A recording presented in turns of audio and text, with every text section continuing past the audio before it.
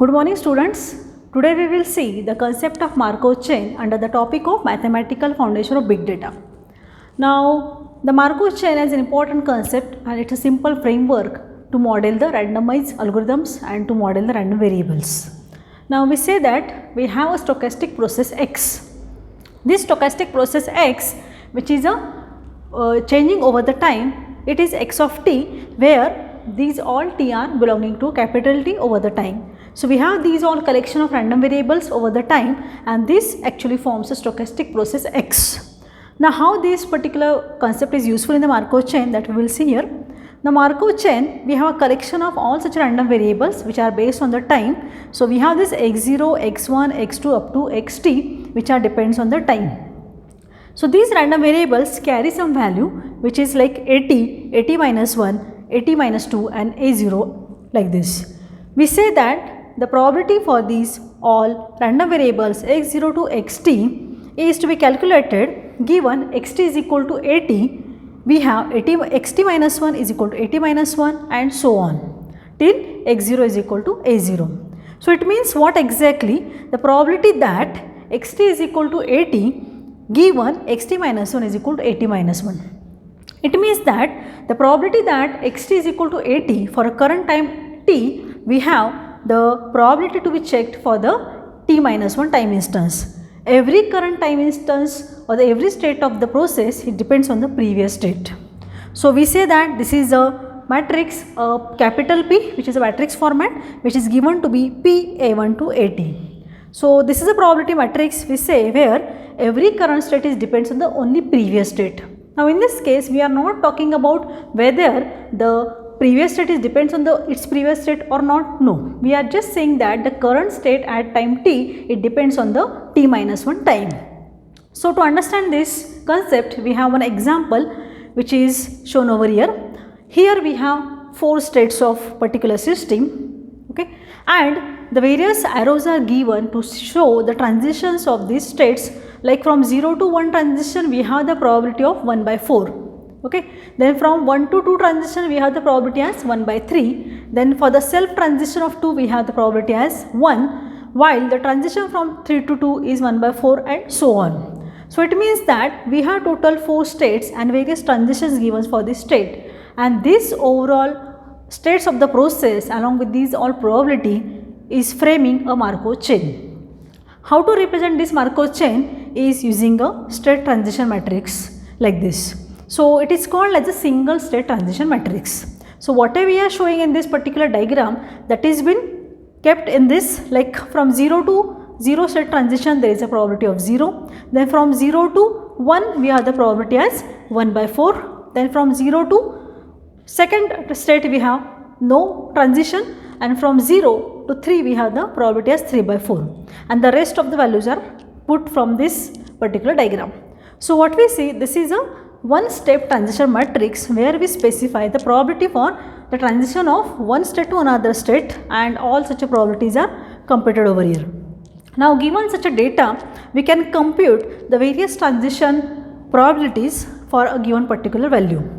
Now here one more important property for the state transition matrix is when we find out these all probability values from the state 0 to all the other states, it comes out to be equal to 1.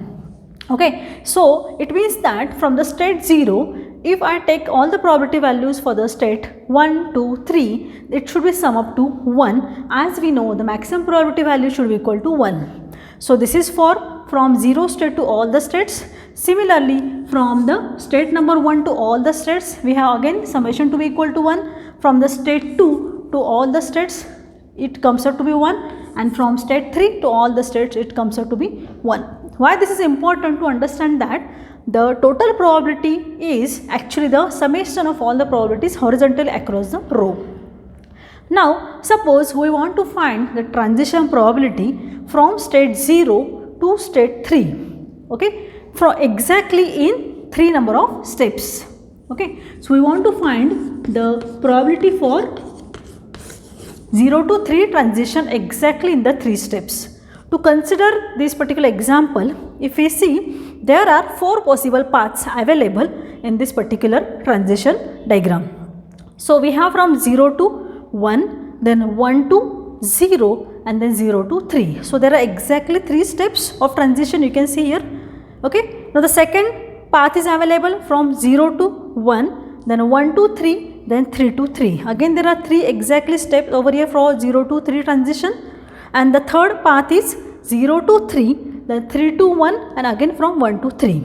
Okay. Again there are 3 exactly steps available for this transition from 0 to 3, and from 0 to 3, 3 to 3, and 3 to 3. So again there are 3 exact steps available for this transition. So what we are doing is we have found all possible paths of the transition from a given start state to the end state, and very importantly the number of steps are specified to be equal to 3.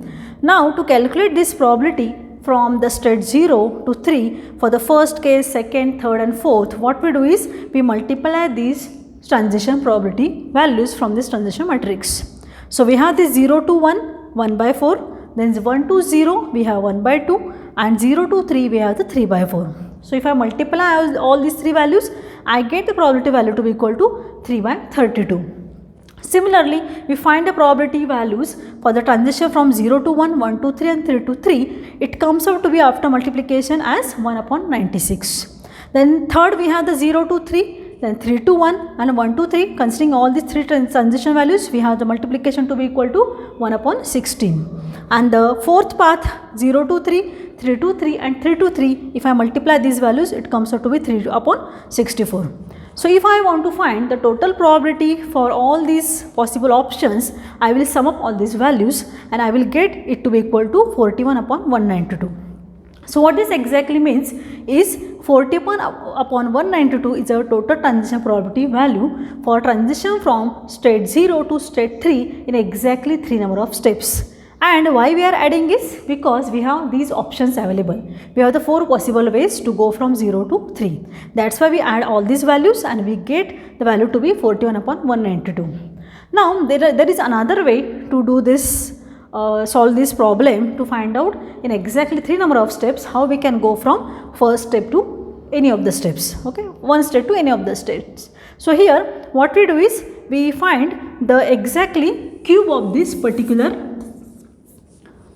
matrix. So if I find out the first square of this matrix multiply by itself, then again I multiply that square with again this matrix, that comes out to be the cube of the matrix. And if I find this, then I can see the last element on this, which is a 0 to 3 transition, and that comes out to be 41 upon 192. So it means that when I multiply these matrices and when I get the value, and when I go from one state to another state, this particular matrix, the cube matrix which I just said, that is actually the transition probability values from one state to any of the states. Okay, from one state to any of the states, and I can get all these values, which is again the 4 by 4 matrix.